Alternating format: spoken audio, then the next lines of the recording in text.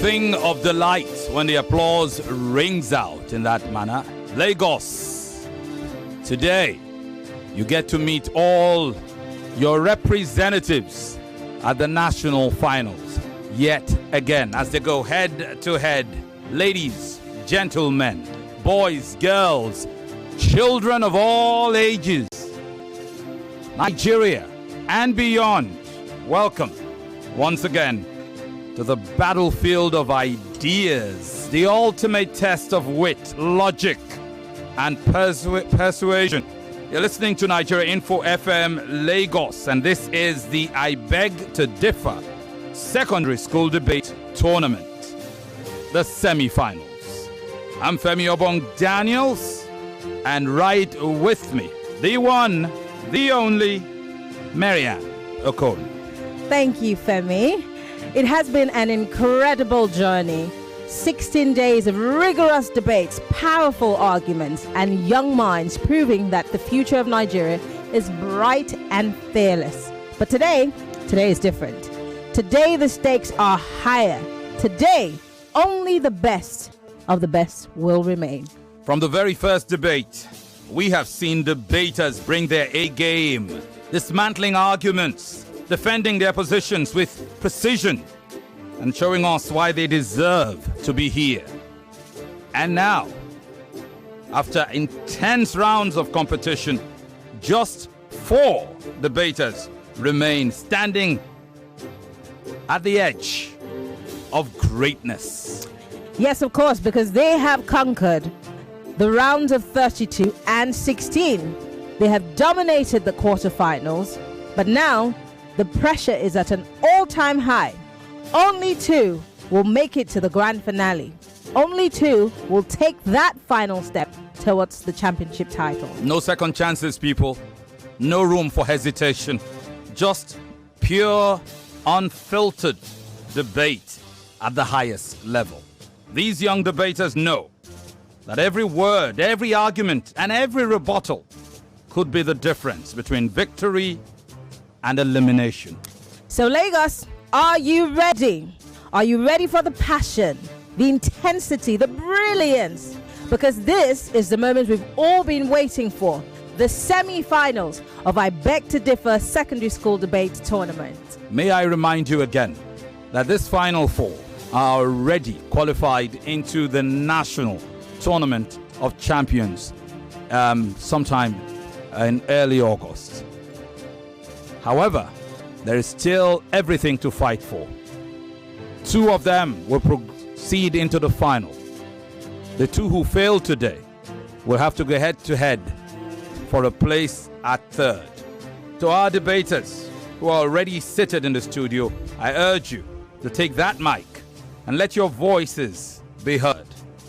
To our audience, sit tight, stay sharp, and prepare to witness a clash of ideas like never before. This is I Beg to Differ, only on Nigeria Info FM here in Lagos. You can also listen on our sister station, Kids FM. That's 101.7. We are streaming live on YouTube and Facebook at Nigeria Info. Nigeria Info. You cannot miss it. Let's meet our judges. Dr. Chike Ngbadiche, Head of Department, Mass Communication and Strategic Communication Programs, School of Media and Communication, Pan Atlantic University. Great guy, ever so ebullient, ever so, how do I say it now? Great guy nonetheless. Welcome, brother. Ufoma Egbamuno, our other judge, is the news manager of Nigeria Info, of Kids FM, of Cool FM, and of course of Wazobia FM Lagos. Welcome, Ufoma. Yvonne Okhaifo, broadcast journalist, newscaster, presenter, Nigeria Info, Kids FM, the diction trainer and coach and mentor. Thank you very much yet again, Yvonne. Many thanks to our long-time partners, Obi Weezy, for their unwavering commitment to the I Beg to Differ debate competition over the years. Obi Weezy, they are Nigeria's home of brand new and pre-owned gadgets, offering customers a platform where they can Purchase top quality, brand new and used gadgets at the most affordable prices with warranties. They also assist their customers, offering repair advisory and after-sale services in order to meet all their major gadgetry needs. On Instagram, they are at OBWeezy Backup Page. At OBWeezy Backup Page. OBWeezy spelled OBIWEZY. All right, well, Tollywood College provides positive catalytic impulses to every child to stretch his or her inherent learning competencies through a self-discovery process. Above all, at Tollywood, emphasis is placed on learning and not just teaching. Tollywood College believes that education is a complete process that leads to the attainment of the full potential of the child. They also equip their students with life skills to face the real world, be it planning, analyzing, team building, communicating effectively, or dealing with challenges confidently. Now, you can follow Tollywood on Instagram at Tollywood_college. That's Tollywood_college. Brilliant. Diamonds and Pearls Travels. They are our travel partners, and they will be moving all the contestants from outside of Lagos to Lagos and back home for the Tournament of Champions. They are a multi-award winning company whose aim is to demystify travel, make it affordable and accessible by providing seamless travel services like flights, hotels, tours, transfers, packages, visa assistance, cruises, and the like. On Instagram, the Diamonds and Pearls travel page is at D&P Travels. D-A-N-D-P Travels. D&P Travels. I mentioned it before, the national finals. The promotion will start long in advance. The preparation, all of that. And everything hits up in July. And the debate proper will commence early in August. If you're interested in sponsoring I Beg to Differ student debate, hit us up. Send us an email. info@nigeriainfo.fm. info@nigeriainfo.fm. For these regional finals, it's a 1 million naira prize courtesy of Tollywood for the winner, and also courtesy of OBWeezy, Green Lion G20 Ultra digital tablet, and a Green Lion Echo ANC wireless headphone. Second prize will take home 500,000 naira from Tollywood College, and from OBWeezy, Green Lion Echo ANC wireless headphones, Green Lion Palmer 2 RGB portable speaker. Third prize finisher will win 250,000 naira. They'll also take home Green Lion Stockholm smart glasses, and of course Green Lion Panama wireless earbuds. Prize money courtesy of Tollywood College, gadgets courtesy of OBWeezy. All right, time now to meet our candidates for this first of two semi-final clashes today. Maryann. All right, let's start with Joseph Esther.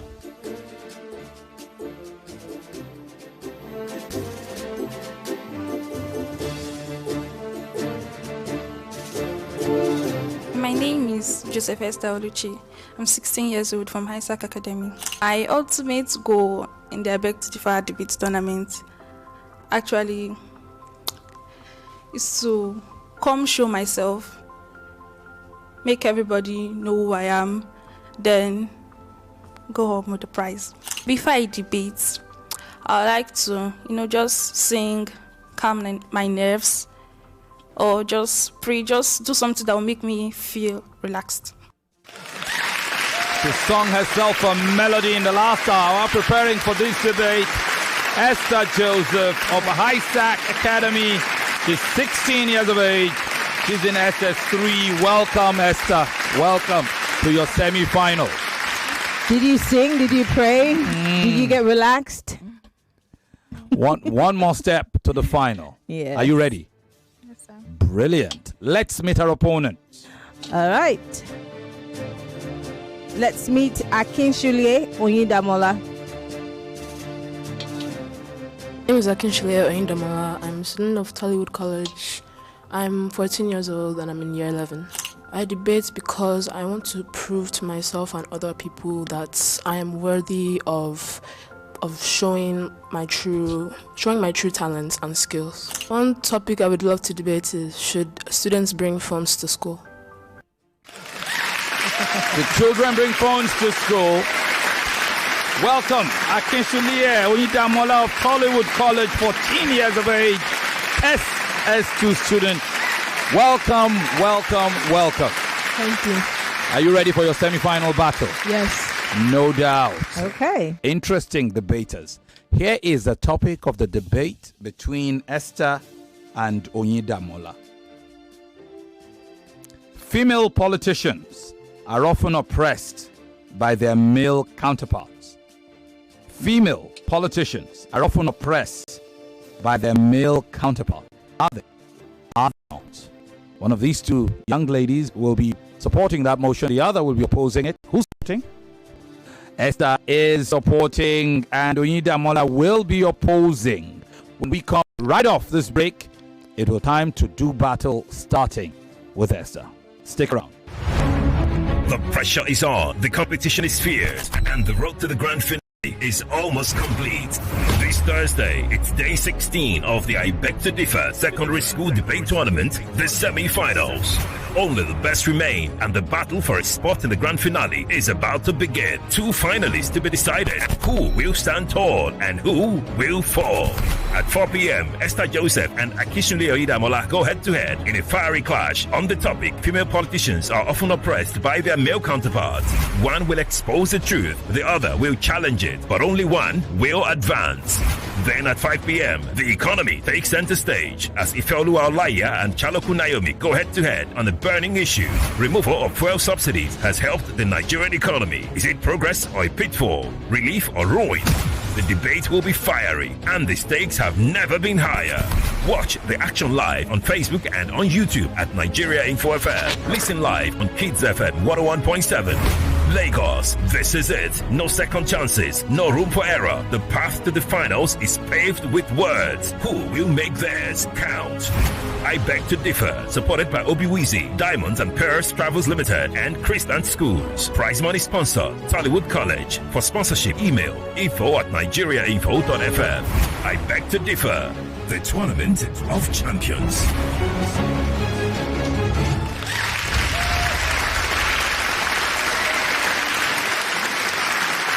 All right, we're back. In case you're just joining us, this is the I Beg to Differ Students Debate Champion, and we are at the semi-finals. Yes, where would you rather be?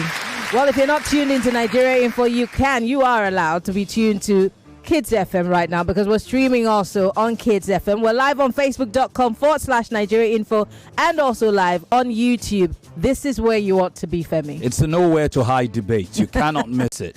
Yeah. And if you miss it, then you should be questioned. So whatever you're doing, the next 2 hours will be grand. A little less than that now. We might as well get into it. Mm-hmm. All right, we'll start with the motion supporter, Esther Joseph. You have 4 minutes. Are you ready? Esther, your 4 minutes starts now. If politics is about competence, why do women who make up half of the population hold less than 7% of Nigerian legislative seats? Is it because they're less qualified? No. It's because men control the system, rig the rules, and block women from power. Female politicians face violence, harassment, media attack, and systemic exclusion, not because they're not capable, but because men refuse to share power. Today, I'm going to prove to you that female politicians are not just competing against men. They are fighting a system that has been built to exclude them. Good day, moderators, panel of partial judges, accurate timekeeper, co-debater, my ever attentive audience. My name is Esther Joseph, a student of Hisac Academy, Ojong, and I'm here to support the motion that states female politicians are often more oppressed by their male counterparts. Here are my points. To begin with, male politicians use electoral violence to intimidate women. Male politicians sponsor violence to intimidate women and make them fear for their lives if they contest. According to a 2023 UN Women Report, 85% of female politicians globally experienced electoral violence. In Nigeria's 2019 election, female candidates were physically attacked just for contesting. Next, economic suppression. Male candidates sponsor financial network. In Kenya's 2022 elections, male politicians received millions in donations, while their female counterparts fund their campaigns. Next, no support for female politician bills by male lawmakers. Male lawmakers actively block laws that empower women, leaving them underrepresented. According to a 2022 Nigerian National Assembly voting record, 90% of male lawmakers voted against gender quota bills. In 2022, Nigeria Parliament rejected a bill that would have reserved 35% of political seats for women. Next, double standards. Men face fewer scrutiny than women. Men are judged based on policies, while women are fairly judged by their personal lives. In 2015, Hillary Clinton's emails were a major scandal, but male politicians with bigger scandal face little backlash. Next, open harassment. Male politicians sexually harass women in politics. Sexual harassment is used as a tool to humiliate and discourage women from staying in politics. According to a 2024 International Women's Rights Report, 70% of women report being harassed by their male colleagues. In Uganda, MP Sylvia reported being harassed for months, and male lawmakers dismissed her complaints. Next, media attacks. Male politicians use the press to discredit women. Male politicians use the media to damage female candidates' reputation. In 2022, Nigerian female politician Natasha Akpoti was insulted in media for her looks, not for her policies. Next. Intimidation in political meeting. Male politicians constantly use interruption and dominance in political meeting, suppressing women's voice. According to 2023 UN Women Parliamentary Report, women reports being interrupted 3 times more than their male counterparts. Kamala Harris was repeatedly interrupted during the 2020 vice presidential debate, while her male opponents spoke freely. Next, no equal access to leadership roles. Male politicians hoard leadership, ensuring women are sidelined. Nigeria has never had a female president, despite women making up 49% of the population. Next, assigning women to soft positions. Male politicians deliberately put women in positions where they have no real power. According to 2023 McKinsey leadership reports, women are placed in minor roles with little influence.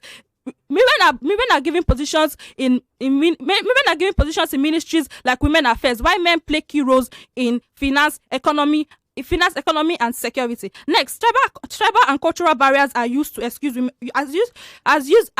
excuse to block women in leadership. Male politicians uses tribal belief as an excuse to block women in politics. In northern Nigeria, many communities refuse to vote for female candidates, believing that they should stay at home. Next, electoral rigging favor male politicians. Male politicians sponsor electoral rigging to eliminate female competition. According to a 2023 Transparency International record report, electoral fraud favor men over women. In Nigeria's 2019 election, electoral rigging was reported and it mostly benefited men. Next, widening gender gap for women. Male politicians systematically prevent women from thank you. All right. Well done. That was a presentation round of Esther Joseph, 16 years of age, SS3 student of Hisac Academy. On the topic, female politicians are often oppressed by their male counterparts. Esther is supporting that motion. We'll now switch to her opponent, who will be opposing the motion.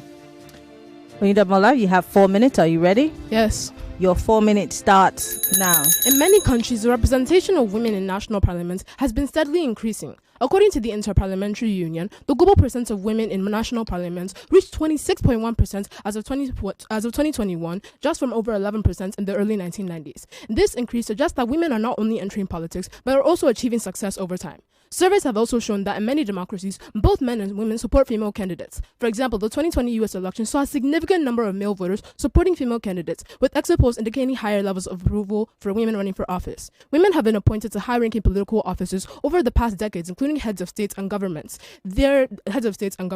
For instance, as of 2021, several countries had female heads of states, including Angela Merkel of Germany, Jacinda Ardern of New Zealand, Tsai Ing-wen of Taiwan, and many more. They occupied the highest level of politics, which could just be seen as an indicator of opportunity rather than oppression. The world should better stop the cheap parade of this emotional jingoism with the baseless facts. Good evening, respected judges, my opposing debater, and my ever-attentive and beautiful audience out there. My name is Akinsulie Oyindamola from Tollywood College Year 11, and these are my arguments. Increased representation and success. In recent years, there has been a notable increase in female representation in politics. Many countries have implemented policies aimed at promoting gender equality, such as quotas and affirmative action initiatives. As a result, many female politicians have been achieving significant electoral success and gaining influential positions. For For example, women holding high-ranking political offices, such as prime ministers, are not inherently oppressed, but rather are capable of rising to power in their own right, agency and influence. Female politicians often wield considerable influence and are capable of shaping standards. For example, these women engage in important discussions on economic, social, and environmental issues. This presence and participation suggests that they navigate the political landscape effectively, leveraging their skills and networks rather than being oppressed. Moreover, many female leaders have built robust platforms. Many female leaders have built robust platforms advocating for gender equality and women's rights, underscoring their agency rather than oppression. Changing social dynamics. The narrative of female politicians as oppressed may oversimplify complex social dynamics. Moral male counterparts recognize the value of collaborating with women in politics. Many male politicians advocate for gender equality and support initiatives aimed at empowering their female colleagues. This shift in attitude signifies growing acknowledgement of women's contributions to politics and a move towards more inclusive politics. Challenges are not exclusively gender-based. While challenges exist for all politicians, they are not exclusive to gender. The political arena is fraught with many challenges that affect all individuals regardless of gender, such as systematic inefficiency, corruption, and oppression. Labeling these challenges as oppression based solely on gender may overlook the broader systematic issues that affect all individuals. Role of media and public perception. Media portrayal may sometimes highlight the negative experiences of female politicians, contributing to the perception of oppression. This perspective could skew public understanding, framing female politicians primarily as victims rather than as individuals who are successfully navigating and influencing the political landscape. It is essential to acknowledge the complexity of their contributions and experiences without reducing them to narratives of oppression. Party support and initiatives. Many political parties actively promote gender equality, and support female politicians. Many countries such as Rwanda, Senegal, etc. have seen a substantial rise in the number of female representation in parliament. For example, Rwanda saw it as 60% after 2021, and Senegal's gender parity law of 2010 with 43.3% of women in parliament. These initiatives demonstrate institutional support for women running for office, shift in political culture. Over the years, there has been a broader acceptance of diversity in leadership, including a growing recognition of the importance of female voices in politics. This creates more opportunities for female politicians. In conclusion, asserting that female politicians are often oppressed by their male counterparts fails to consider the progress made, the agency exercised, and the broader impact on society. Female politicians have increasingly taken significant roles and are shaping political landscapes, navigating the political environment. Rather than focusing solely on perceived oppression, it is crucial to support and acknowledge females' increasing agency and influence in politics. Thank you. Thank you very much. All right. And so the presentation round is over. You just had Oyindamola Akinsulie of Tollywood College. She's a 14-year-old SS2 student of that school. Before that, we had her opponent, the motion supporter, Esther Joseph of Hisac Academy. We'll take a break, Lagos. When we come back, it will be time to go into the crucial rebuttal rounds. Stick around. The biggest debate competition in Nigeria. I beg to differ on 99.3 Nigeria Info. Obiwizi is Nigeria's pioneer e-commerce platform for pre-owned gadgets. They are Nigeria's home of gadgets with warranties, where you can purchase all your favorite devices and quality accessories, both brand new and pre-owned. You can also trade in your older devices for a newer model in a simple and convenient way. With offline and pickup stores in Ikeja, Lekki, Abuja, and Benin, Obiwizi delivers nationwide. On Instagram at Obiwizi Backup Page, on X at Obiwizi. The email address info@obiwizi.com, or go to the website at www.obiwizi.com.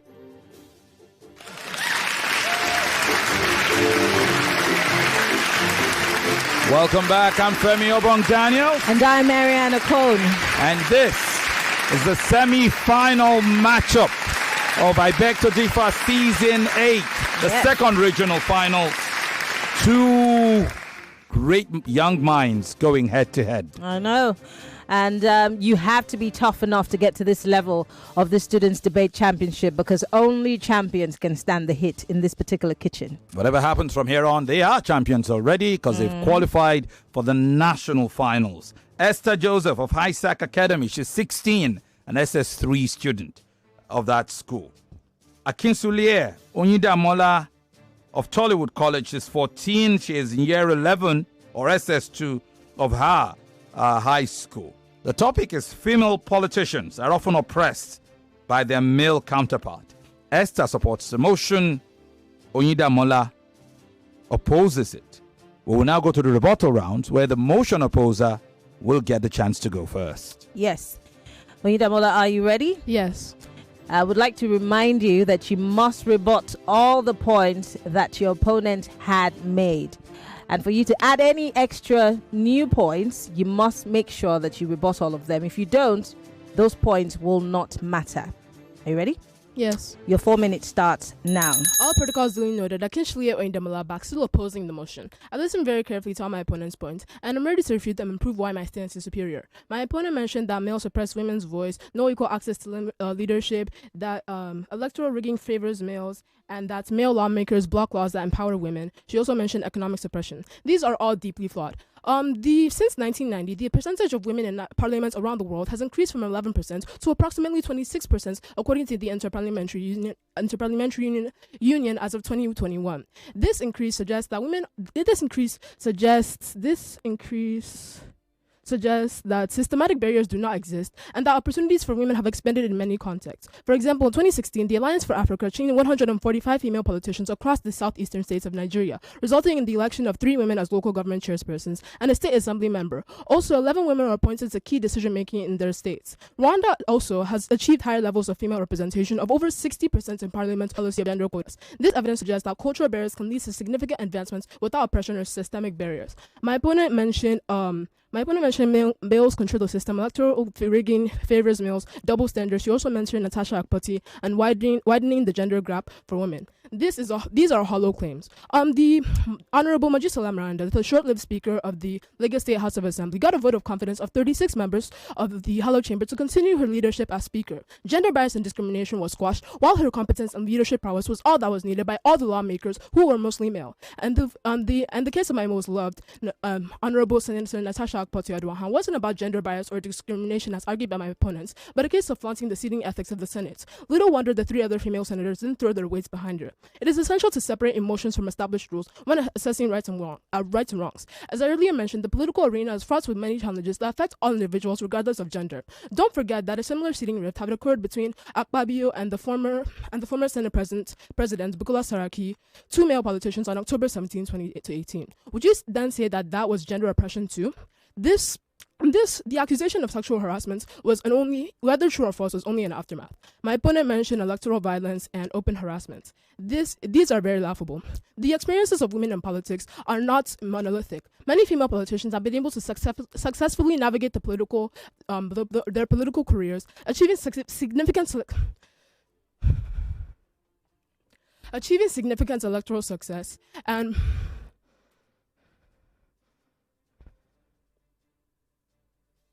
achieving significant electoral success. Their varied experiences suggest that while harassments exist, they do not universally translate into oppression. Not forgetting that the presence of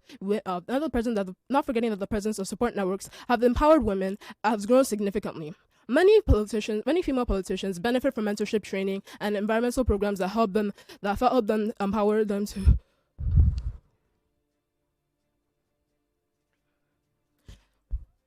that empowered them to succeed in challenging environment. Breathe. My opponent mentioned media attacks. This is very baseless. The media representation, the relationship between male and female politicians is very complex and cannot be boiled down to media representation alone. These factors that consider policies, policies, individual capabilities, and electoral success are very mandatory in significant electoral success. Also, focusing solely on representation may overlook these nuances. Media representation often exaggerates or simplifies these dynamics between male and female politicians. Media narratives may focus on conflict or anything that looks like oppression to generate views, which distorts real-world real-world relationships and interactions within political institutions. My opponent mentioned cultural barriers. Thank you. Right, Akinsulie Oyindamola of Tollywood College. She's only 14. She's an SS2 student. And that was her rebuttal round. The nerves do happen to the best of us. you give it your all in whatever circumstances. Thank you very much for your rebuttal round. Your opponent, Esther Joseph of Hisac Academy, will now get her chance for 4 minutes to do her rebuttal. Esther, are you ready? Your 4 minutes starts now. Duly observe. I remain Esther Joseph, a student of Hisac Academy Ojo, and I'm here to refute my opponent's point. First, my opponent says party support initiative.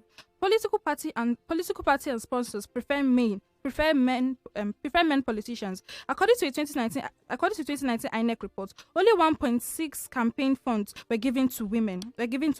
Next, my opponent said shift in political culture. Male politicians use traditional beliefs as an excuse to push women away from leadership. Like I said, in northern Nigeria, many communities refuse to vote female candidates, believing that they should stay at home, which is another stereotype. Now, my opponent said female leaders have built rebut platforms. Female politicians are not even given the opportunity to express themselves, because any departments they enter, they have majority of male politicians. So they can't express themselves. They can't bring out new ideas. My opponent said changing social dynamics.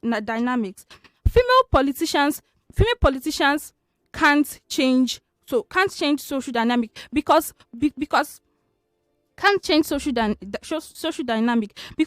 the place they will get to before they have the opportunity to do so, they've already been brought down by male politicians who feel they have everything and they have the right to lead women in politics. Next, my opponent said agency and influence. These women that engage in politics, my opponent said agency and influence. Some women that have influence in politics, like Ngozi Okonjo-Iweala, Aruma Ote, and Dora Akinyuli. All these women have influence, but they are still sidelined. That is one major disadvantage of it. Then my opponent also said increase reputation in access. Many female politicians do not get the access to even represent their states, or their communities, because during elections, female politicians are often harassed. They pass through violence, harassment, social media attacks, and systemic exclusion. My opponent gave only seven points, and I've been able to rebut them. So moving back to my point, I would like to complete the point I was giving before the bell rang. Firstly, widening gender gap in politics.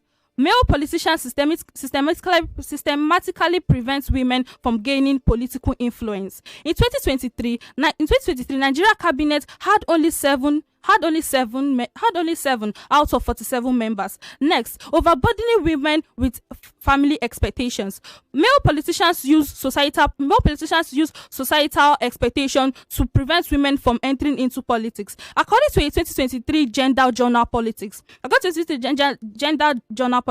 women are expected to balance leadership and families, which men do not do. In Kenya, a female politician was criticized for attending a parliament while pregnant. Next,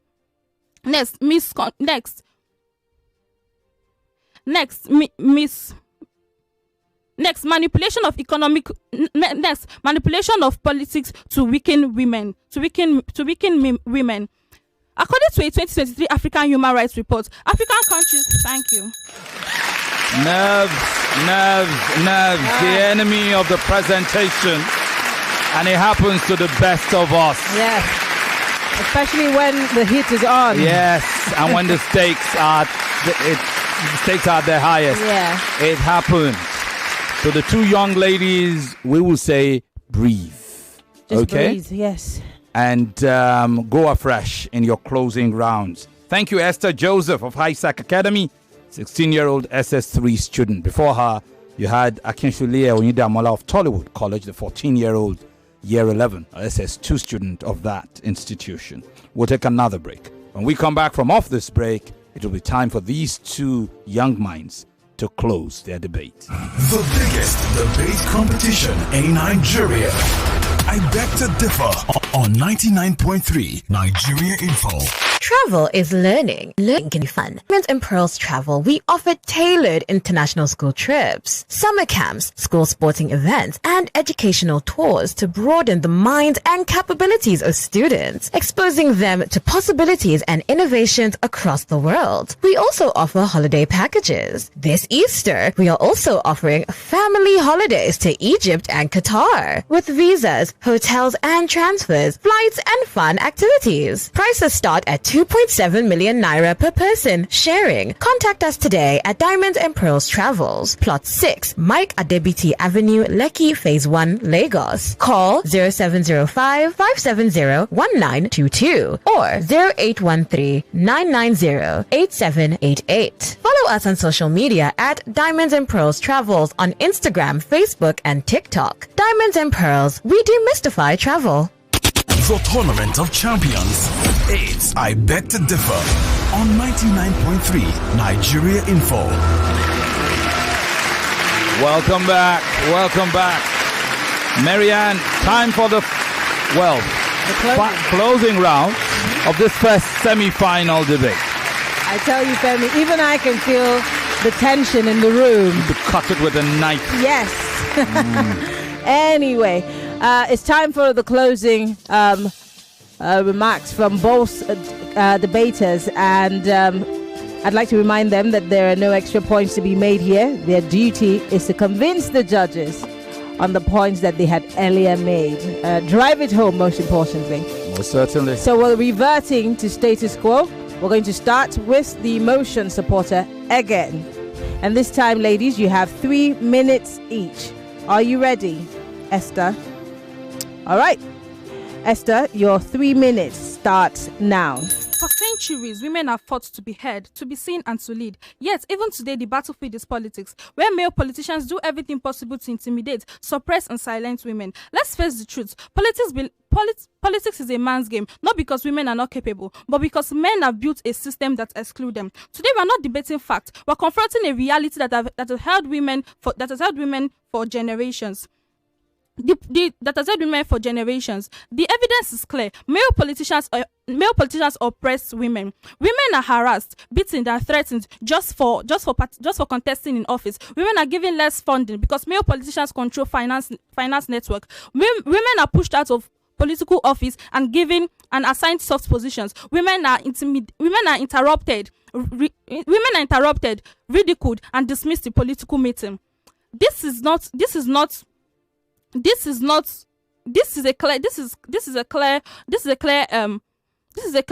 clear oppression. If we say women are truly equal, if we say women are have equal rights in politics, why do we have only 10% out of 195 countries? 195 countries ever had a female head of state. Why do women have only 6.4% of Nigerian legislative seats? Why do women receive twice as much negative media coverage as men? The answer is simple: because male politicians control the system and refuse women leadership. Male politicians use fear and intimidation to suppress women. In 2019 election, female candidates were attacked just for contesting. In Uganda, MP Sylvia was harassed for months, and male lawmakers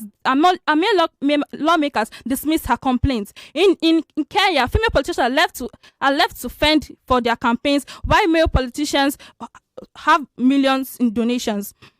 What does this tell us? That male politicians are not just competing against women; they are actively trying to eliminate them. Politics favor men, and even when women win elections, they are given less fund, denied leadership positions, assigned to soft ministries like women affairs instead of key roles like finance or defense. And even when they prove themselves, they are judged for their looks instead of their policies. They are scrutinized for personal choices, while men are excused for more. Female are excused for more. Why men are excused for more. This are excused for more. Why men are excused for more? Let me ask you, how many more women must be silenced? How many more women must be silenced before we admit the truth? How many more elections must be stolen from women before we demand the truth? Thank you. Thank you very much. And so the curtain draws for the motion supporter, Esther Joseph of Hisac Academy, 16-year-old SS3 student. She's made her case. It's out of her hands now. It's still in the hands of her opponent, though. Yeah. For her closing, Akinsulie Oyindamola of Tollywood College. All right, Akinsulie, you have 3 minutes and your time starts now. Ladies and gentlemen, success in politics is primarily determined by merit and capability, rather than gender. Even in the face of fallacious narratives, we have seen many female politicians rise to prominence based on their qualifications, skills, and hard work. Historical process has been made in terms of gender equality in politics, highlighting an increasing number of women in leadership roles, such as heads of state, elected officials, cabinet members, etc. This is enough evidence to show that structural barriers are diminishing. Rather than blaming their male counterparts for oppressing female politicians, more women should be inspired to pursue careers in politics that will empower them to make thoughtful decisions regarding their political paths. Sometimes, women are seen not to pursue certain roles for personal reason and not because of system oppression. We need to understand that the experiences of female politicians can vary widely based on context, including culture, geography, and specific political environments. Therefore, generalizing oppression oversimplifies these experiences and overlooks successful female politicians who thrive in male-dominated areas. Surveys have shown that women's political networks and organizations have become more robust, providing support and resources that empower women rather than suppress them. These networks have helped women navigate the political landscape effectively. The role of male politicians who advocate for gender equality and support female politicians should be held with kid gloves. This suggests that collaboration rather than oppression is an accurate depiction of the political landscape. Society's perceptions are shifting positively towards female leadership, with increased public support for female politicians, which counters the notion of oppression. Studies indicate that women are sometimes perceived as more competent and trustworthy than their male counterparts, denoting a positive environment for female politicians in some situations. The world has moved on from the outdated and old-fashioned narratives of female politician oppression by their male counterparts. Rather, advocacy should increase in the implementation of gender quotas in our political systems in order to increase women's representation in politics. Countries with quota systems like Rwanda, Senegal, Sweden, Switzerland, etc. have seen a substantial rise in the number of female politicians, leading to more balanced governance structures and laying to rest this unnecessary argument of female politician oppression. Thank you. Thank you. All right. Akinsulie Oyindamola of Tollywood College rests her case. She's 14. She is an SS2. And she's done her part. Her opponent, Esther Joseph of Hisac Academy, 16-year-old SS3 student, also did her part. And we would agree it was a semi-final. It was more of a nervous debate on both sides to varying degrees. But at least the two young ladies have shown us enough class in this debate to bring them here. Mm-hmm. And now a decision will be made to determine who of the two ladies edged this obviously difficult battle between them. Managed to play their part. Let's start. How many minutes have we got? Diction, Coach, are you ready? I believe I am, Femi. Let's do this. Oh, Lord help us. Well done, both of you. I will start with Oyindamola Akinsulie. Well done. So you say chairpersons, not chairspersons, okay? Chairpersons. And to you, Esther Joseph, well done.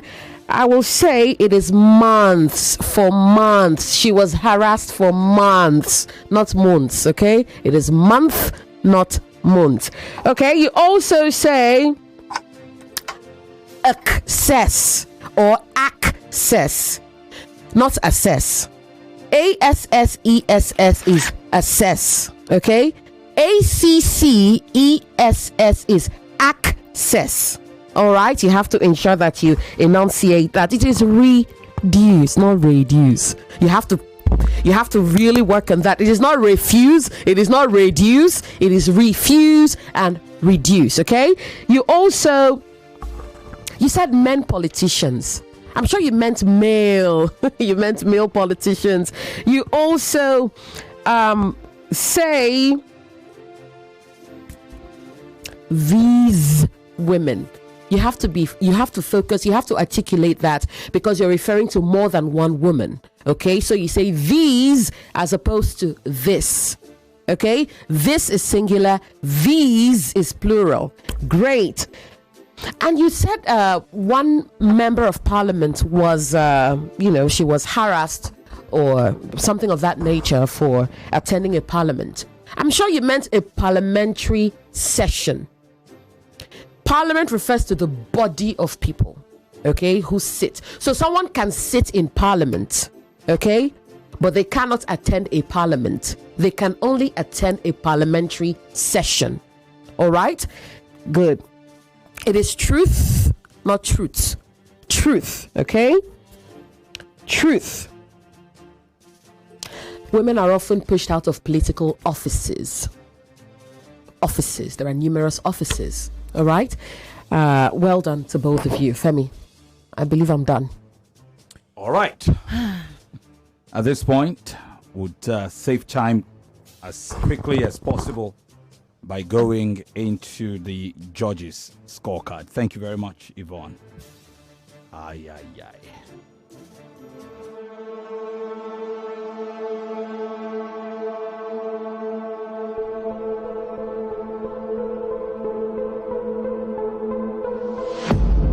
For this semi-final debate, first semi-final debate between Esther, Joseph, and Oyindamola, Akinsulie. The judges score this way.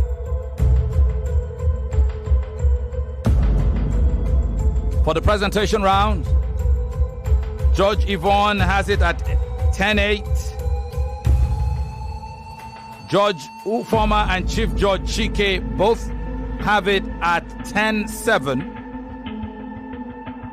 For the winner of that round, Esther. For the rebuttal round, Judge Yvonne has it at 10-9. Judge Ufoma has it at 10-8. Chief Judge Chike has it at 10-8.5. Unanimously in favor of Esther. For the closing argument, Judge Yvonne and Judge Ufoma have it as 8-10. Chief Judge Chike has it as... Yes, so Judge Ufoma and Judge Yvonne have it as 10-8. And Chief Judge Chike has it as 10-7. Advantage Oyindamola. At this point, it's a combined total of 83 to 77.5. Bring us to the diction scoring. Judge Yvonne has it at 10-7. Advantage Oyindamola. And so we have our winner. By mostly unanimous decision by 90 points to 87.5. Congratulations to Esther Joseph of Hisac Academy. Well done, girl. Well done. We'll be back.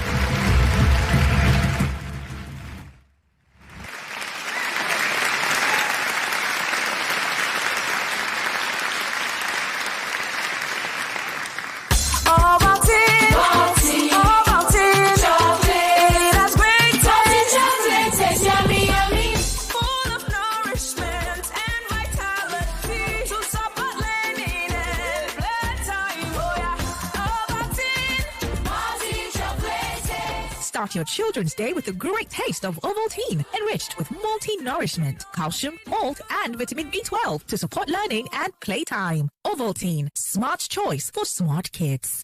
Mama, you know say pudding they make small pikin grow well and strong. Since I discovered Maggi soya chunks, to add protein to my food don't dey easy. You fit add them to your rice, spaghetti, noodles or stew 10 minutes before food done.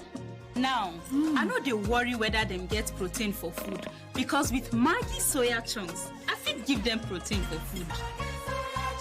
Protein every day for my family.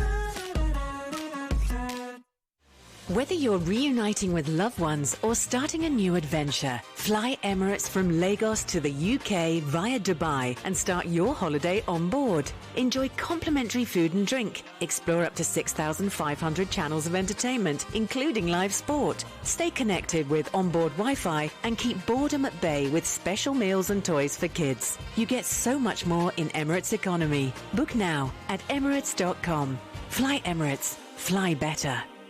Hey, here's a question for you. What gets you out of bed in the morning? Is it the sunrise? The sound of your alarm? No, it's that dream, that drive, that unstoppable force inside you. And you know what fuels that drive? It's starting your day strong with the rich, creamy taste of Nescafe Original 3-in-1, carefully crafted from selected coffee beans. So, whatever your hustle, go from maybe or I can't to I can and I will.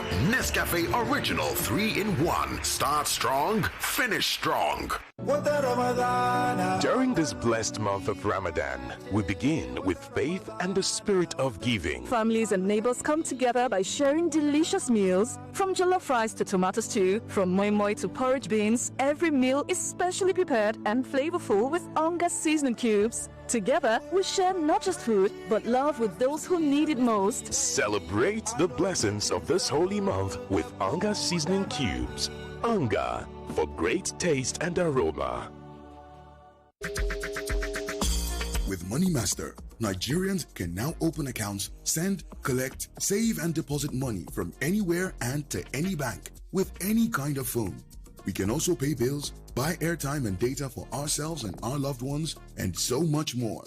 Just dial *995# or download the Money Master PSB app today. Money Master, the easy way to master your money.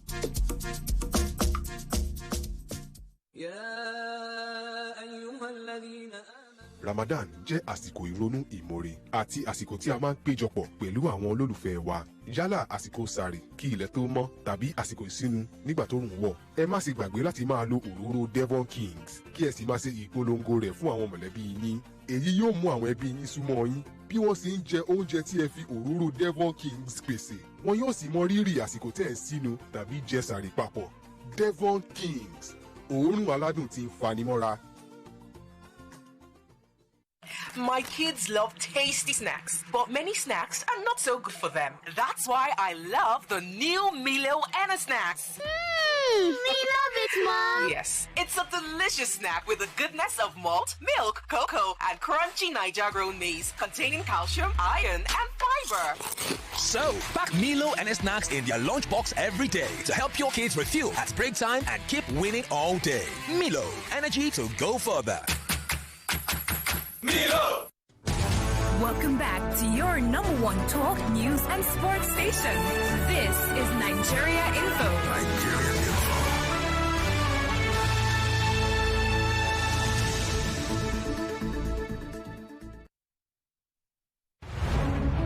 The pressure is on, the competition is fierce, and the road to the grand finale is almost complete. This Thursday, it's day 16 of the I Beg to Differ Secondary School Debate Tournament, the semi-finals.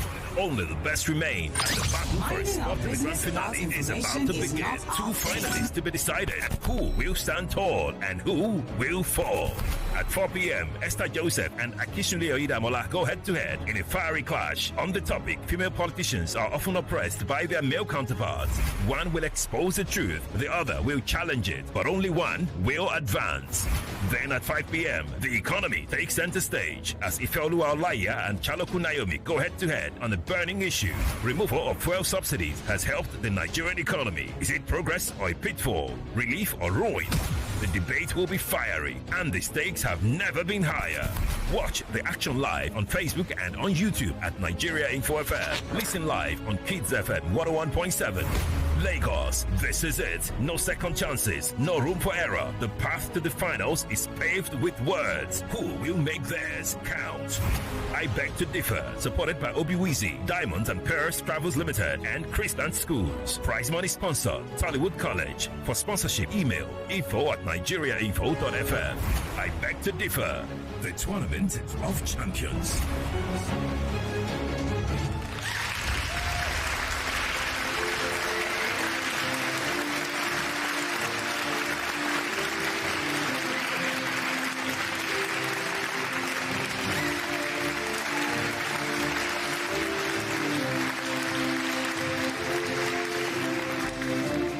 What a semi-final match. It was riddled with nerves. In the end, the two contestants managed to see it out. And we have our first finalists. I know. Tough as it may seem, it had to happen. The comments are outrageously plenty. Esther Boli says, today's debate is all about the nerves, but I'm glad both debaters were able to get over it and pull this off. It's up to the judges now to do justice to their scorecards. Wishing both girls of luck. And I see all your plenty. Alex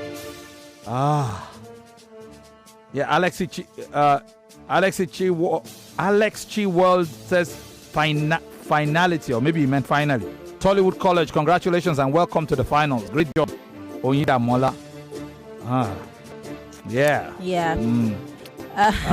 Plenty. I don't even know. I'm looking for. There's so many messages. Yeah, do you have anything that stands out because of our time? On X, D. Ross here says the rebuttal round was really poor. Esther really didn't rebut any of the points.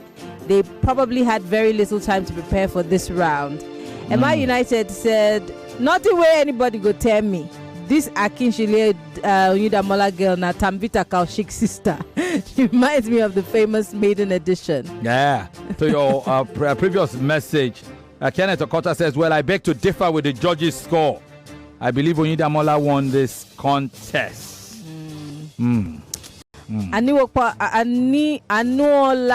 Okay, whatever.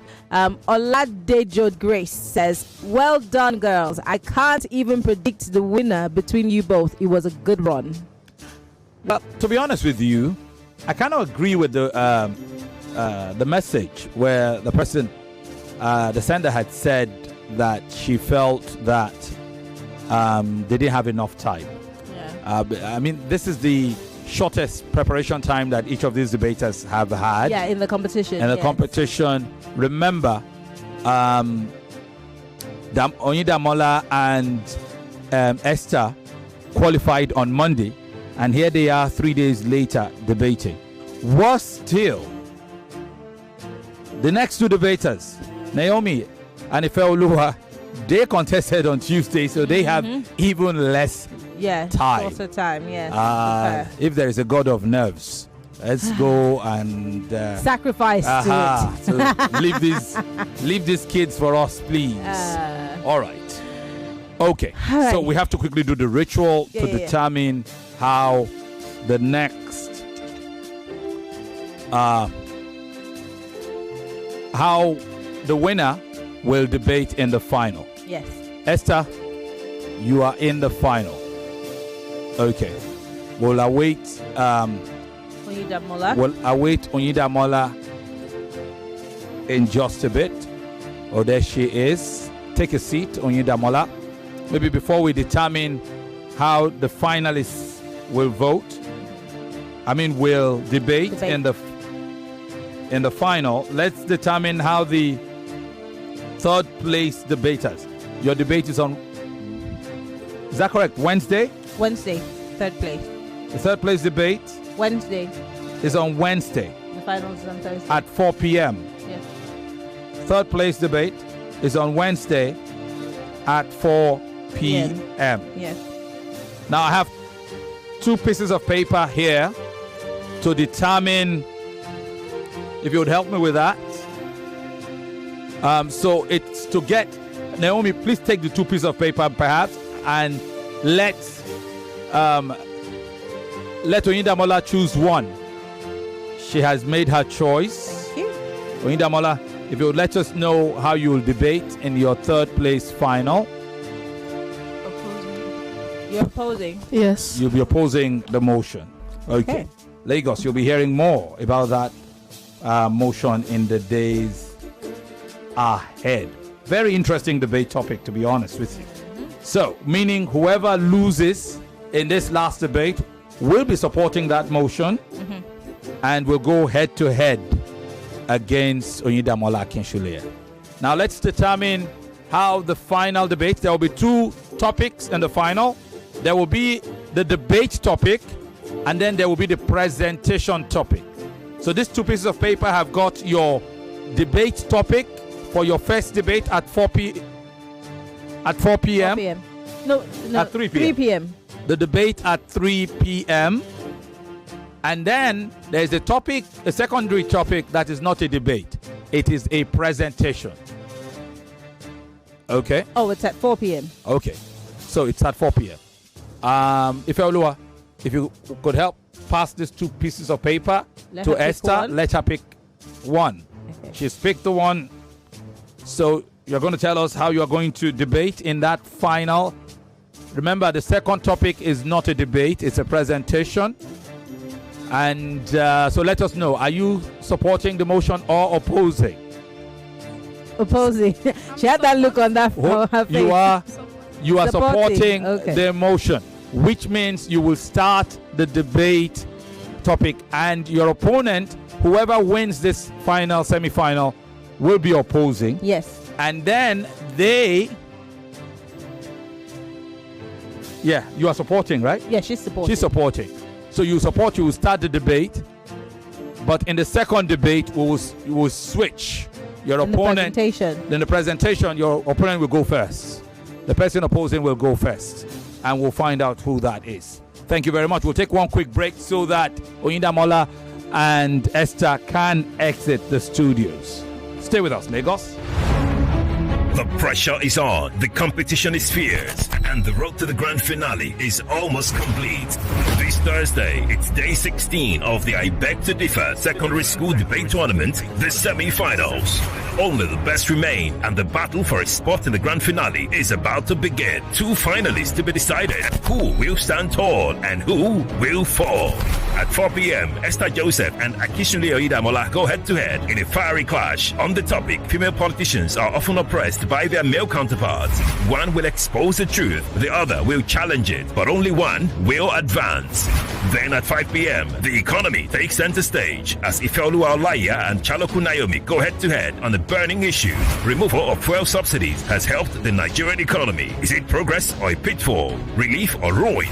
The debate will be fiery, and the stakes have never been higher. Watch the action live on Facebook and on YouTube at Nigeria Info FM. Listen live on Kids FM 101.7. Lagos, this is it. No second chances, no room for error. The path to the finals is paved with words. Who will make theirs count? I Beg to Differ, supported by Obiwizi, Diamonds and Pearls Travels Limited, and Christian Schools. Prize money sponsor, Tollywood College. For sponsorship, email info@nigeriainfo.fm. I Beg to Differ, the tournament of champions.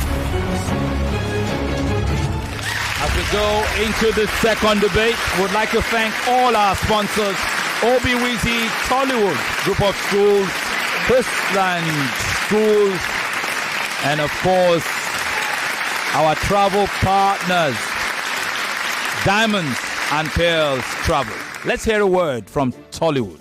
Tollywood College is a modern co-educational day school poised to provide a perfect learning environment for students between the ages of 10 and 16. We are dedicated to innovation and excellence in teaching and learning, an experience like no other at Tollywood College, where potentials are unlocked and given premium value. For inquiries, kindly contact us at the email address info at tollywoodcollege.com or go to the website at www.tollywoodcollege.com. You could also go to the physical address to see things for yourself at kilometer 43 Lekki Ekpe Expressway by Canaan Land Estate, Shongo Tedo, Aja, Lagos. Rest assured, we will be waiting. We're streaming live Lagos on YouTube and Facebook. The conversation is ongoing on X, and voting is happening on those platforms. Maryann, we didn't check the voting record. We didn't, because it was still on. The polling was still on. The polling was still on. Yes. Maybe we'll be able to give that at some point. Yeah. The polling for the previous debates. Go to X, follow the conversation, vote on all our platforms. Search for Nigeria Info. You cannot miss it. Special thanks to all the guys who make it happen on a day-to-day basis. Now time for the second and final semi-final battle. Yes, just before we meet our debaters, we'd like to remind you that all 4 debaters today have already qualified for the nationals. Most certainly. It's just a place of pride now. We've seen one finalist. We've seen one third place finisher. In other words, of the 2 you just heard, one will be fighting for first prize. The other will be fighting for third prize. The next 2 have their chance to fight, to decide whether they want to fight for first prize or third prize. This debate will determine that. So let's meet them, Lagos. All right, let's meet Ifeoluwa Olaiya. My name is Ifeoluwa Olaiya, and I'm a 15-year-old SS3 student from Wellspring College. If I could pick a public figure to join me as a debate partner, I would pick Michelle Obama, because I just love everything about her and what she represents. My ultimate goal is basically to give it my best, because it's the last shot I have since I'm in SS3. So I'm going to do what I can and leave the rest to God. In God's hands, and in her hand, Lagos. Meet Ifeoluwa Olaiya of Wellspring College, 15-year-old SS3 student. Welcome, darling. How are you doing? Thank you, sir. Ready for this final? Okay. Brilliant. Let right. us meet her equally brilliant opponent. Let's say hello to Chalokwu Naomi. My name is Chalokwu Naomi Chukwufunaya, a 15-year-old student of United Senior High School. So I decided to join the I Beg to Differ debate tournament after one of my friends told me about it. So I made up my mind to join to improve better. I love her middle name, Chukwufunaya, Lagos. Meet Naomi. It's Chukwufunaya Chalokwu of United Senior High School, 15 years of age, SS3 student. Welcome, Naomi. Thank you, sir. How are you feeling for this fight, for this semi-final? Tell me. You don't? Okay. All right. Maybe we should just get to the debate and find out ourselves. Ah, good Lord. Okay. It's been an interesting day so far. Yes. I'm sure the judges are feeling it wherever they are right now. Anyway, let's get to it, ladies. As you already know, the drill is the first 2 rounds are 4 minutes each, and then your closing arguments would be 3 minutes each. And we'll start with the motion supporter. Who is supporting the motion? Okay. Ifeoluwa is supporting the motion. Naomi is opposing the motion. The motion is removal of fuel subsidies has helped the Nigerian economy. Removal of fuel subsidies has helped the Nigerian economy. Has it? Has the removal of the subsidy on fuel helped the economy, or has it not? Well, Ifeoluwa is supporting that motion. She'll be arguing that it has. Naomi will be opposing that motion, arguing that it hasn't. Not. Okay. Let's hear Sheriff's voice one last time before we go into the debate proper. The pressure is on, the competition is fierce, and the road to the grand finale is almost complete. This Thursday, it's day 16 of the I Beg to Differ Secondary School Debate Tournament, the semi-finals. Only the best remain, and the battle for a spot in the grand finale is about to begin. 2 finalists to be decided. Who will stand tall and who will fall? At 4 p.m., Esther Joseph and Akinsulie Oyindamola go head-to-head in a fiery clash. On the topic, female politicians are often oppressed by their male counterparts. One will expose the truth, the other will challenge it, but only one will advance. Then at 5 p.m., the economy takes center stage as Ifeoluwa, Olaiya and Chalokwu Naomi go head-to-head on the burning issue. Removal of fuel subsidies has helped the Nigerian economy. Is it progress or a pitfall? Relief or ruin? The debate will be fiery and the stakes have never been higher. Watch the action live on Facebook and on YouTube at Nigeria Info FM. Listen live on Kids FM 101.7. Lagos, this is it. No second chances, no room for error. The path to the finals is paved with words. Who will make theirs count? I Beg to Differ, supported by Obi-Weezy, Diamonds and Pearls Travels Limited, and Christian Schools. Prize money sponsor, Tollywood College. For sponsorship, email info@nigeriainfo.fm. I Beg to Differ, the tournament of champions. Welcome to the second and final semi-final battle. It pits Wellspring College's Ifeoluwa Olaiya against United Senior High School's Chalokwu Naomi. Both 15, both in SS3, both brilliant, both really young, and both with a chance for a shot at glory. Who will it be? Ifeoluwa will be supporting the motion that removal of fuel subsidies has helped the Nigerian economy. Naomi will be opposing that motion. Maryann. Are you ready, Ife? Yes, ma'am. All right, you have 4 minutes and your time starts now. Imagine a lifeboat with a hole in it sinking fast. We might keep scooping up water pretending that everything is fine, or we can just fix the hole before it's too late. That was Nigeria's fuel subsidies. A myriad of an illusion of stability that was sinking the economy. I firmly argue that the removal of fuel subsidies has helped the Nigerian economy. Firstly, we've averted economic collapse.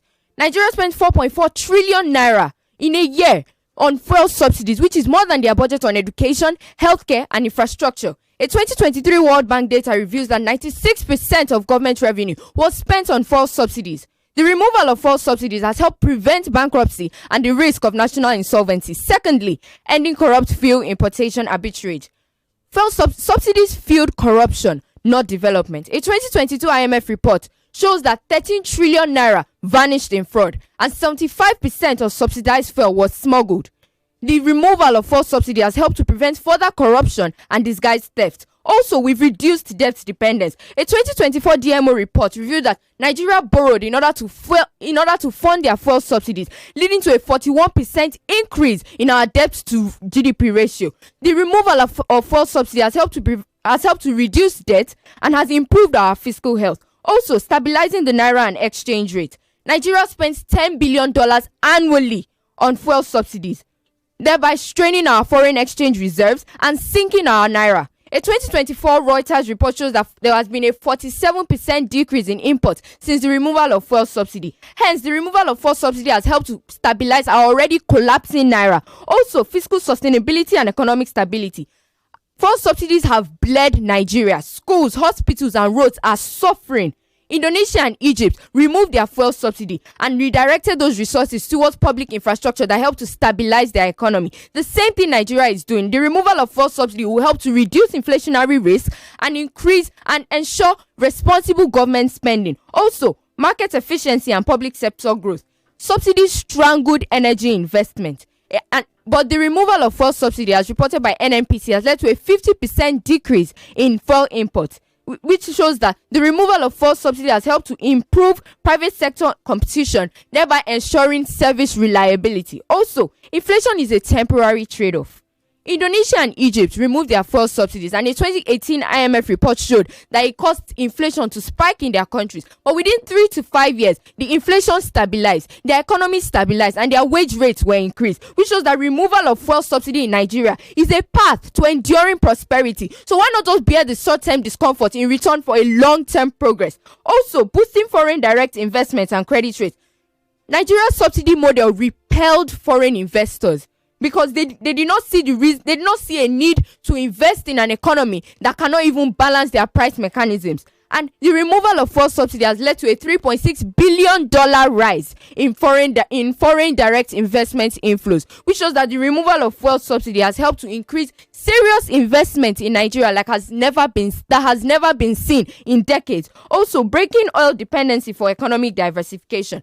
Nigeria is overly dependent on oil, but the removal of fuel subsidy has led to a 37% increase in non-oil revenue, as reported by a 2024 World Bank report, which shows that the removal of fuel subsidy has helped to diversify our economy, thereby channeling resources towards various other sectors like fintech, agriculture, and manufacture, which is helping to boom our economy. Thank you. All right. Thank you very much. Ifeoluwa Olaiya, a 10-year-old SS3 student of Wellspring College, with her presentation round. Well done. Time now for our opponent, Naomi Chalokwu of United Senior High School, for her presentation round. Are you ready? Yes, ma. All right. You have 4 minutes and your time starts now. Good day, Mr. Chairman, esteemed judges, fellow debater, dear moderators, and distinguished audience. I sit before you today to vehemently oppose the motion that the removal of fuel subsidy has helped the Nigerian economy. The removal of fuel subsidy has not only worsened the economic conditions of the average Nigerian, but has also deepened poverty, increased inflation, and led to a decline in the overall standard of living. While the proponents of this motion may argue that fuel subsidy removal has led to a more market-driven economy, the realities on ground paint a different picture, one of suffering and hardship. I'll present compelling arguments to show that the removal of fuel subsidy has done more harm than good to the Nigerian economy. To begin with, increase in cost of living and inflation. Since the removal of fuel subsidy, fuel prices have increased from approximately 190 naira per litre to over 800 naira per litre after the removal of fuel subsidy. This drastic increase has left millions of Nigerians struggling to provide basic necessities and has also inflated the prices of food, healthcare, and other essential commodities. Secondly, worsening hardship and poverty. The removal of fuel subsidy has extremely affected low-income earners. According to the World Bank, over 1.3 million Nigerians experience multidimensional poverty, with fuel prices tripling. Businesses that depend on fuel for production have been forced to increase the price of their product, leading to a decline in purchasing power. Next, decline in small-medium enterprise. The removal of fuel subsidy has placed heavy burden on businesses. The removal of fuel subsidy has placed heavy burden on businesses, especially the SME, which are the backbone of the Nigerian economy. Many businesses rely on generator due to the unreliable power supply. With the rising cost of petrol and diesel, many SME have been forced to shut down. Also, increase in crime. When poverty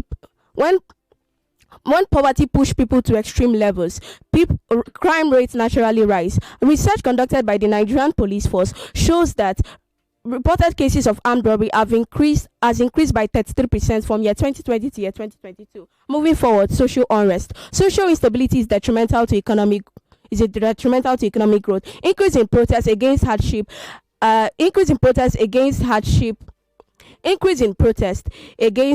affect the Nigerian economy, further weakening our economy. Furthermore, negative impact on agriculture and transportation. The Nigerian economy heavily depends on transportation and agriculture. Many farmers are unable to transport their goods, leading to wastage and losses. This has had a direct impact on food security, making it difficult for Nigerians to provide daily necessities. Also, lack of alternative economic measures.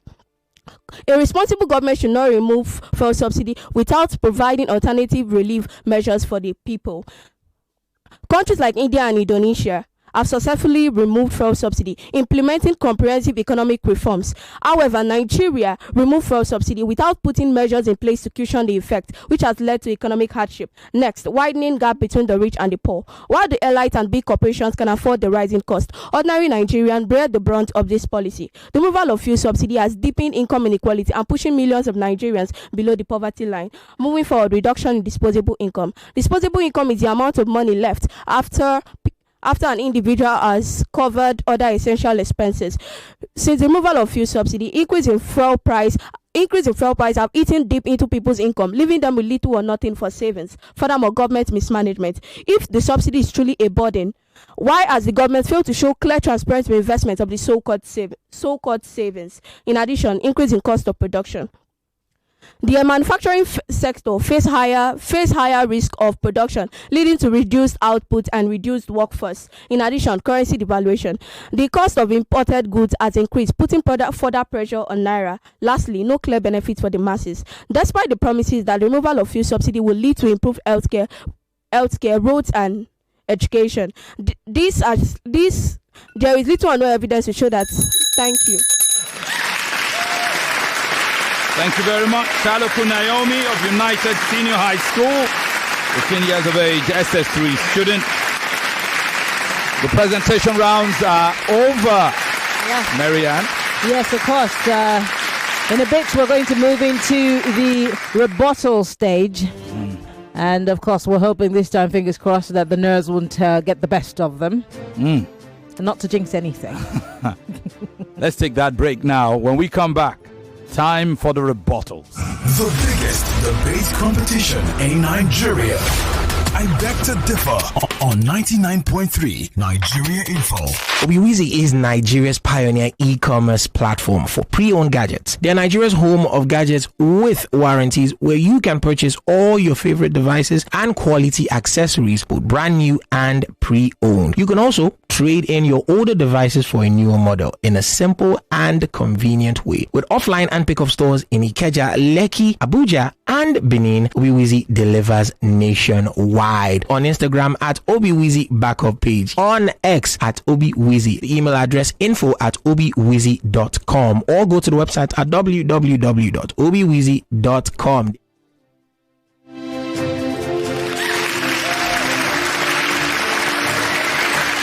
Welcome back. Time now for the rebuttal round. Maryann? Yes, of course. So we're going to switch places. This time the motion opposer is going to start. Most certainly. And that will be Chalokwu Naomi.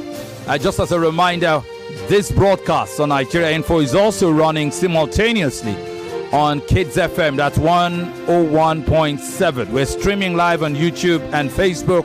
The conversation is also going on X. The YouTube live stream is embedded on X. And there are voting opportunities on Facebook, on YouTube, and X. Just go to our handles. It's at Nigeria Info FM on X. Of course, search for Nigeria on YouTube, Nigeria Info on YouTube, and of course our Facebook page as well. A quick reminder for the live stream. It's the same stream from the previous debate. Yes. So just in case you were wondering to see a new stream, it is the same stream. If you go to your feed, whether you refresh or not, just catch the debate feed for today. All right. Well, we're ready now. Naomi, are you ready? Okay. All right, you have 4 minutes, and your 4 minutes starts now. My name is Chalokwu Naomi, and I am back to refute my opponent's points. My opponent made mention of inflation is a temporary trade-off. According to the National Bureau of Statistics, the inflation rate has risen from 9.6% in year 2015 to 15.7% year 2023, with the highest increases recorded in food and transportation costs. This shows that inflation still remains permanent even after the removal of fuel subsidy. You made mention of fiscal sustainability and economic sustainability, and also boosting foreign direct investment. How will removal of fuel subsidy boost foreign direct investment when the economy is not stable due to social unrest? It deprives foreign investors from coming into the country to invest due to social social and economic instability, due to high increase in crime rate because of the high poverty level. Also, you mentioned it has reduced debt. The removal of fuel subsidy has not reduced debt, because if you say it has reduced debt, the money that the government has saved from removal of fuel subsidy, what evidence? No evidence to show that it has been directed to other sources or sectors like the healthcare sectors and healthcare and educational sectors. Also, there was a certain point when the government had to borrow ₦1 trillion to help other sectors such as the educational, infrastructure and healthcare sectors. This shows that debt has not been reduced. Also, you mentioned market efficiency and public sector growth. I can remember the labor union protest and also the End Bad Governance protest. This protest was as a result of increase in cost of living. So how will you say that the removal of fuel subsidies in Nigeria has improved market efficiency and public sector growth? You made mention of breaking oil dependency. Nigeria as a country depend on oil, but still they don't have the refineries to help them refine this oil, to make them use it and also sell it to other countries. He made mention of reverted economic collapse. Is the Nigeria of today still not collapsing? Removal of fuel subsidy has not helped the economy in any way, because the economy is decreasing. The value of our naira notes is decreasing due to high cost of importation. So the economy is not even improving, but rather collapsing. You made mention of ending corrupt fuel importation. The removal of fuel subsidy has in no way ended the corrupt fuel importation, because corruption has been recorded right before the removal of fuel subsidy. So removal of fuel subsidy has not ended any fuel importation. Rather, it has worsened corruption, because especially in the government, due to mismanagement and embezzlement of funds, making promises that they won't fulfill. Thank you. Thank you very much. As Naomi Chalokwu of United Senior High School with her rebuttal round to 15 and in SS3. Time now for our opponent. Equally 15, equally in SS3, Ifeoluwa Olaiya of Wellspring College to do her rebuttal round. All right. Ife, are you ready? Yes, ma'am. All right. Your 4 minutes starts now. The opposition made mention of increase in cost of living and inflation, but subsidy removals are not directly linked to increase in cost of living and inflation. We have other structural issues like corruption, insecurity that lead to these same problems. So why are you blaming it on subsidy removal? Even when subsidies were present, there was still an increase in cost of living and there was still inflation. So why are you blaming it on the removal of subsidy? The demand and supply also leads to increase in inflation, because the inflation we are experiencing right now is a demand push inflation. So what we are experiencing is because of the forces of demand and supply. When demand is more than supply, what happens? Inflation surges. Also, you mentioned worsening hardship for low income earners, but subsidy removal did not cause poverty. Even with subsidies, Nigeria was still one of the most unequal nations in the world. So why are you blaming subsidy removal for poverty in the country? Also, you mentioned a decline in SMEs, but SMEs were already collapsing even before the removal of fuel subsidies. A 2022 study showed a 23% decline in SMEs in 2022. That was before the subsidy removal was implemented. SMEs are now innovating and they are finding alternative means to be able to power them, to be able to power their corporations and continue their operations. They are now moving on to solar panels and various alternative energy sources.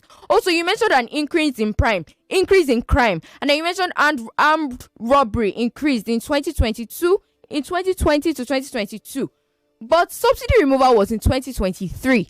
Therefore, the removal of subsidy did not cause the increase in armed robbery, because that was even before, when the subsidies were still present. Hence subsidy removal is not directly traceable to crime, because subsidies were still present that time. Also, you mentioned an increase in protest, but that was what worsened the subsidy removal when it finally happened again, because there was a protest in 2012 when Nigeria tried removing the subsidy the first time, and that led to worsened economic inequality, because instead of just ripping the bandage off, they continue to postpone it, and now in 2023 when they remove the subsidy, everybody is complaining. But the short-term discomfort is just a price to pay for long-term progress, enduring prosperity. Also, you mentioned negative impacts on transportation and agriculture, but if a farmer can't farm and fuel prices are increasing, what do you think affects transportation costs more?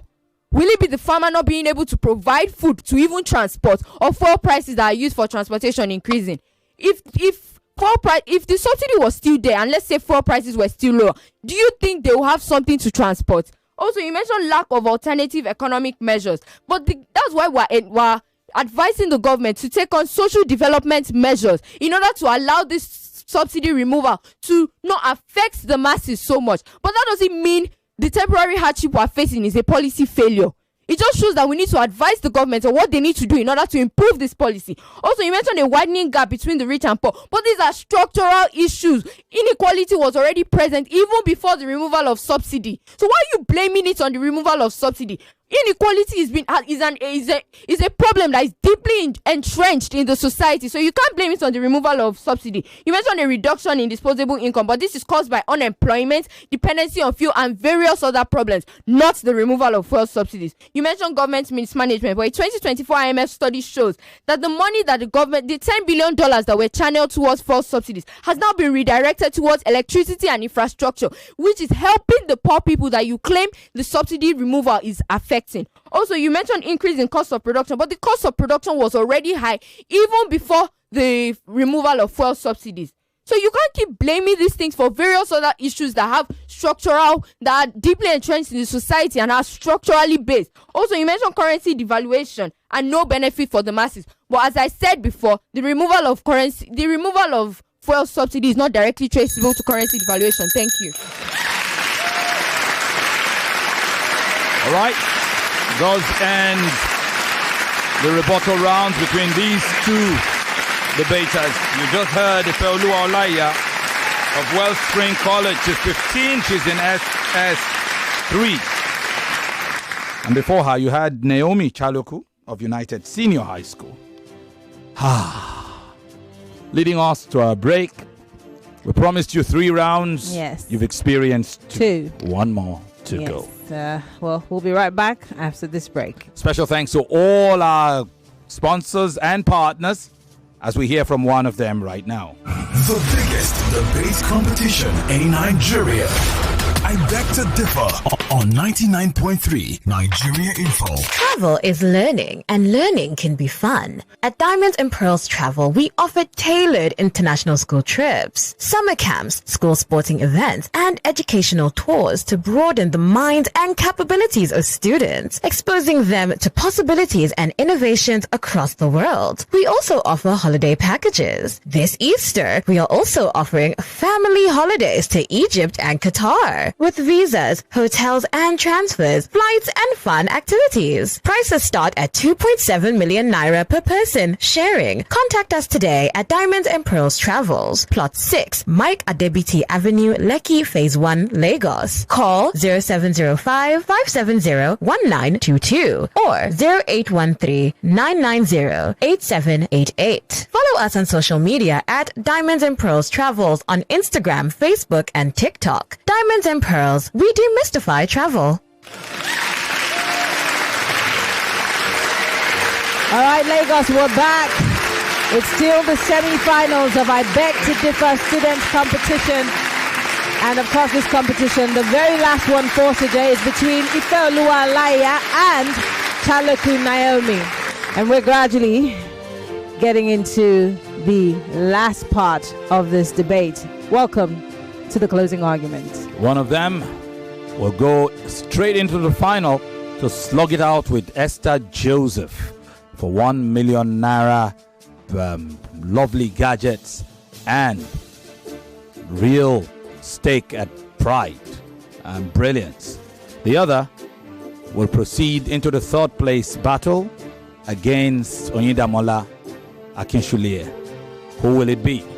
Let the final round begin. All right, we're reverting to what it was before. So we're coming back to the motion supporter, Ifeoluwa, Olaiya. And ladies, you have 3 minutes each in this round. Don't forget your job. The one job you have is to convince the judges. Are you ready, Ifeoluwa?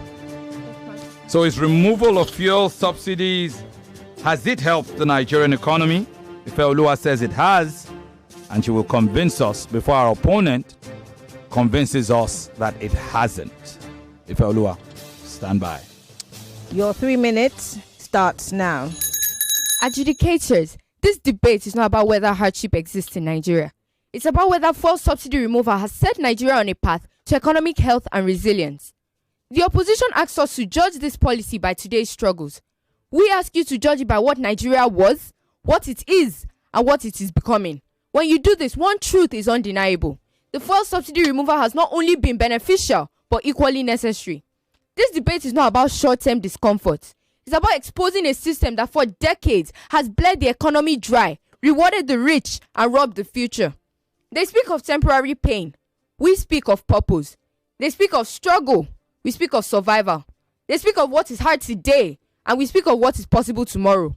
There is one fundamental truth. The fuel subsidy removal has given Nigeria a fighting chance. There are 3 key questions that define this debate. Firstly, has fuel subsidy removal strengthened Nigeria's economic fundamentals? Certainly. For the first time in decades, Nigeria is now building economic resilience. Our foreign exchange reserves have increased from $32.6 to $34.3 billion, thereby creating a stable economy. Imports have reduced by 47%, thereby reducing our dependency on foreign exchange. Secondly, was the subsidy sustainable? The answer is no. By 2022, the fuel subsidies had consumed 96% of government revenue, leaving almost nothing for schools, infrastructure, and healthcare. Keeping subsidies would have meant a total fiscal deficit of over 11 trillion naira, thereby putting us in catastrophic debts and a total naira collapse, thereby making inflation worse. Finally, does the short-term struggle outweigh the long-term progress? The answer is no. Though we might be suffering now, inflation, though at 29.9%, is already stabilizing, as was seen in Indonesia and Egypt when they first removed their fuel subsidy. This shows that the short-term turbulence is just a price to pay for long-term progress. The opposition is blaming today's hardships, is mistaking today's hardships for policy failure. But correlation is not causation. If the subsidies were that effective, why was the economy already collapsing? If they were viable, why were we drowning in catastrophic debt? The path towards success is often hard, is often turbulent, is often difficult. But the destination is prosperity. For this reason, I firmly believe and I firmly argue that the removal of fuel subsidies has helped the Nigerian economy. Thank you. Thank you. Brilliant closing argument by 15-year-old Ifeoluwa Olaiya, SS3 student of Wellspring College. What a debate. We'll revert to her opponent for her closing argument. Naomi Chalokwu of United Senior High School, the motion opposer that the removal of fuel subsidy has helped the Nigerian economy. She will close her argument as to why she's convinced it has not helped. Naomi, 3 minutes. All right, Naomi, your 3 minutes starts now. As we conclude this debate, let's be clear. The removal of fuel subsidy has not been a bold step towards economic reform, but a reckless gamble with the lives of millions of Nigerians. The policy's proponents promise that removal of fuel subsidy will unleash economic growth, reduce corruption, and increase investment. But the reality is starkly different. Instead of economic growth, we have seen stagnation. Instead of reduced corruption, we have seen increased cronyism.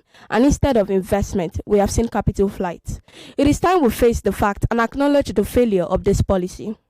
According to the National Bureau of Statistics, According to the National Bureau of Statistics, inflation rate has risen from 9.6% in year 2015 to 15.7% in year 2023, with the highest increases recorded in food and transportation costs. Also, the World Bank estimates that the removal of fuel subsidies has led to a 30% increase in poverty rate, with over 8 million Nigerians pushed into poverty. These statistics are not just numbers. They represent real-life struggles of Nigerians who can no longer afford basic necessities. The removal of fuel subsidy has done more harm than good to the Nigerian economy. It has increased poverty, worsened economic conditions, hindered businesses, and created social instability. A policy that makes life harder for citizens of a country cannot be said to be beneficial. What is the true cost of a policy that prioritizes the interest of few over the needs of many? The removal of fuel subsidy has ripped the veil off our leaders, exposing the cruel indifference that lies beneath, and leaving us to wonder, what kind of nation are we building, and for whom? As Nelson Mandela once said, poverty is not an accident. Like slavery, it is man-made and can be removed by the actions of human beings. Let us take action to remove poverty and inequality that this policy has exacerbated. Rather than removing fuel subsidy without proper measures in place, government should focus on improving local refining capacity, strengthening the economy, and providing real solutions that benefit the masses. Until then, the removal of fuel subsidy remains a burden rather than a blessing. Let us demand more from our leaders. Let us strive for a more equitable and prosperous Nigeria. We owe it to ourselves, our children, and our future generations to build a better Nigeria. Ladies and gentlemen, worthy adjudicators, dear moderators, fellow debater, and distinguished audience, I believe with this irresistible point of mine, I have been able to strongly oppose the motion that removal of fuel subsidy has helped the Nigerian economy. Thank you. All right, thank you very much.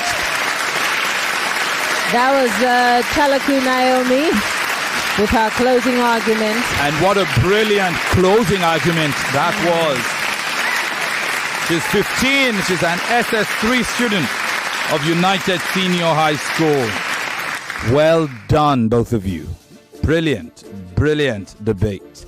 The closing was with such a flourish that it will linger in the minds. And that applies to both of you, Ifeoluwa and Naomi. Yes. You should be proud of what you've accomplished so far. Yeah. Irrespective of the outcome of this debate, what you've accomplished, your school should be proud of you. Your parents, your friends, everyone who knows you should be proud of you. And Nigeria Info is proud of you both. Indeed. One of you will go into the final. The other will fight for third place rank. But both of you, like the two debaters before you, will represent this great part of the country in the national tournament of champions. Yeah. Months down the line. Okay, let's take one quick word. When we come back, we will hear from Diction Judge and we'll hear from the judges. Tollywood College is a modern co-educational day school poised to provide a perfect learning environment for students between the ages of 10 and 16. We are dedicated to innovation and excellence in teaching and learning, an experience like no other at Tollywood College, where potentials are unlocked and given premium value. For inquiries, kindly contact us at the email address info@tollywoodcollege.com or go to the website at www.tollywoodcollege.com. You could also go to the physical address to see things for yourself at kilometer 43 Lekki Ekpe Expressway by Canaan Land Estate, Shongotedo, Aja, Lagos. Rest assured, we will be waiting.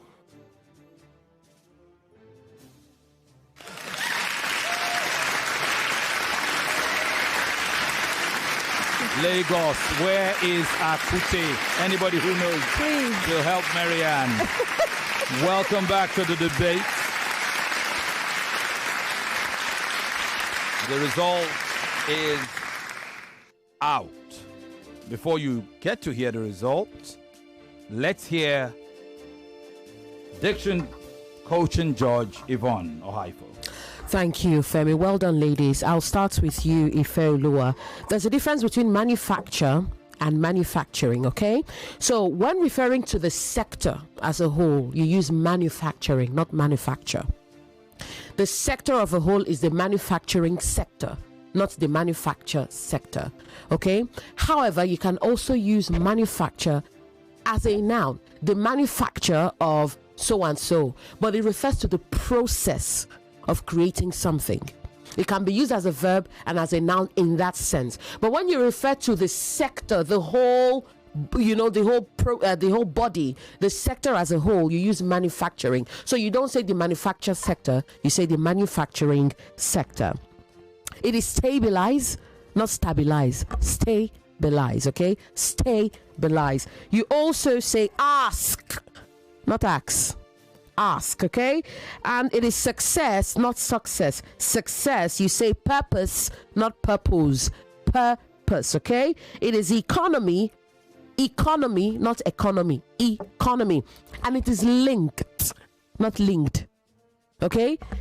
The K is voiceless, is the voiceless glottal plosive. So it is k, not g. Okay? So it is. That then affects the D after it. So you say linked, not linked. All right? So it is linked, not linked. I'll stop here for want of time and move to Chalokwu. Naomi, well done, Naomi. You say elite, not elite.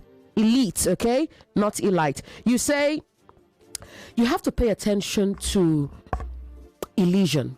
Elision is the process of, leaving out a vowel or a consonant when you speak, and that is due to mother tongue interference. So you don't say ada, you say harder. Okay, you don't say ada, you say harder. You don't say healthcare. Healthcare. All right, you have to ensure that you articulate that, and then pay attention to the rule of subject-verb agreement. All right, you still struggled in that regard. Femi and Maryann, it's over to both of you. Thank you, Yvonne. And now into the decision we go.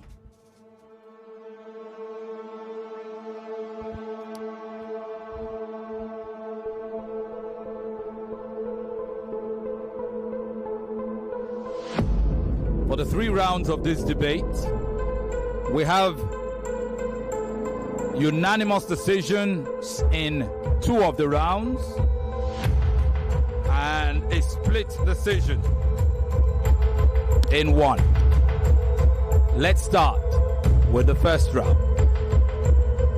In the first round, George Yvonne has it at 10 marks to 8.5. Advantage Naomi. George Ufoma has it as 10-9. Advantage Ifeoluwa. And Chief Judge Chike has it as 10-9. Advantage Naomi. Naomi leads the first round by 29 to 27.5, 1.5 points. The second round, the rebuttal round. George Yvonne has it as 10-7. Chief Judge Chike also has it as 10-7. Judge Ufoma has it as 10-8. Unanimous in that round. Advantage Ifeoluwa. Final round. Unanimous decision. All 3 judges give the final round as a tie. 10-10 for each of this round. And George Yvonne gives the diction round as a tie.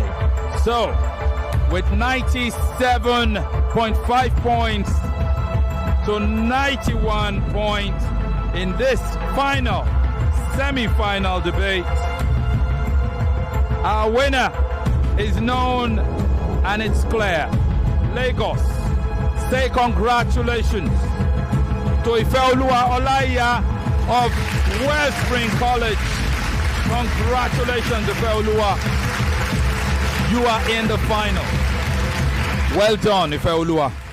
Well done. Are you happy? Yes, sir. You go up against Esther Joseph in the final.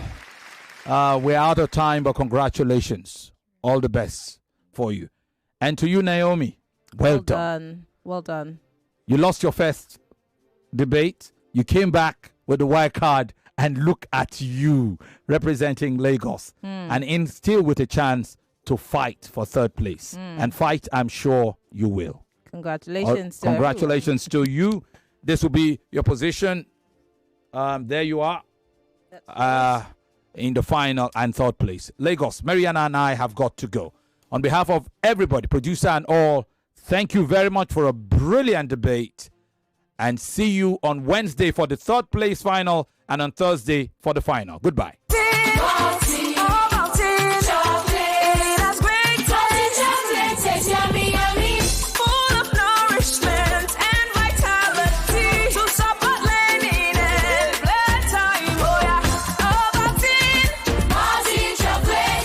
Start your children's day with a great taste of Ovaltine, enriched with multi-nourishment, calcium, malt, and vitamin B12 to support learning and playtime. Ovaltine, smart choice. 99.3 Nigeria Info. We are more than just radio. Subscribe to our YouTube channel at Nigeria Info FM. Check us out on Facebook at Nigeria Info 99.3. Follow us on Twitter at Nigeria Info FM and on Instagram at Nigeria Info FM Lagos for live updates as it happens. 99.3 Nigeria Info. Let's talk. 99.3 Nigeria Info. We are more than just radio. Subscribe to our YouTube channel at Nigeria Info FM. Check us out on Facebook at Nigeria Info 99.3. Follow us on Twitter at Nigeria Info FM and on Instagram at Nigeria Info FM Lagos for live updates as it happens. 99.3 Nigeria Info. Let's talk.